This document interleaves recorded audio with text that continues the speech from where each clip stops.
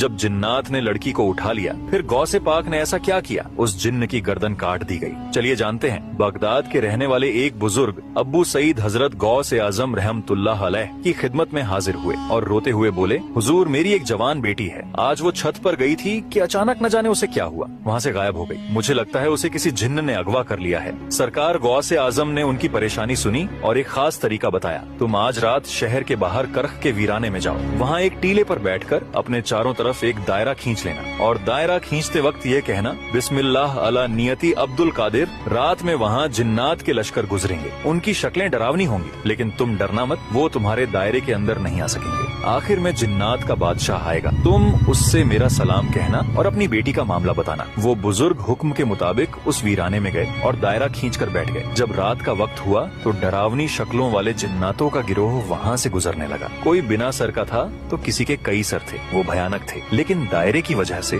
कोई भी उस बुजुर्ग के पास नहीं आ सका। फिर कुछ देर बाद जिन्नात का बादशाह, जिसका नाम मीरस बताया जाता है, अपनी भारी लश्कर के साथ आया। बादशाह ने दायरे के बाहर रुककर उस बुजुर्ग से पूछा, ए इंसान तू कौन है? बुजुर्ग, मैं गौसे आजम का भेजा हुआ हूँ। गौसे पाक का नाम सुनते ही बादशाह ने सर झुका लिया और अदब से बुजुर्ग के सामने बैठ गया। उसके साथ पूरा लश्कर भी अदब से खड़ा हो गया और बोला, सरकार का क्या हुक्म है? बुजुर्ग बोले, मेरी बेटी को किसी जिन्न ने छत से अगवा कर लिया है। सरकार ने फरमाया है कि मेरी बेटी मुझे वापस दिला दी जाए। जिन्नात के बादशाह ने तुरंत अपने लश्कर में ऐलान करवाया, किसने इस शख्स की बेटी को उठाया है। थोड़ी ही देर में एक जिन्न को पकड़ कर लाया गया। वो एक चीनी जिन्न था और उसके पास ही वो लड़की थी। बादशाह को बहुत गुस्सा आया। उसने उस जिन्न से पूछा, तुझे पता नहीं कि यह बगदाद है और यहाँ गौसे आजम की हुकूमत चलती है, तूने यह जुर्रत कैसे की? उस जिन्न की गर्दन काट दी गई और लड़की को बाहिफाजत बुजुर्ग के हवाले कर दिया गया। सुभान अल्लाह, गौसे आजम का वो मर्तबा है जहाँ जिन्नात भी थर थर कांपते हैं। दोस्तों, अगर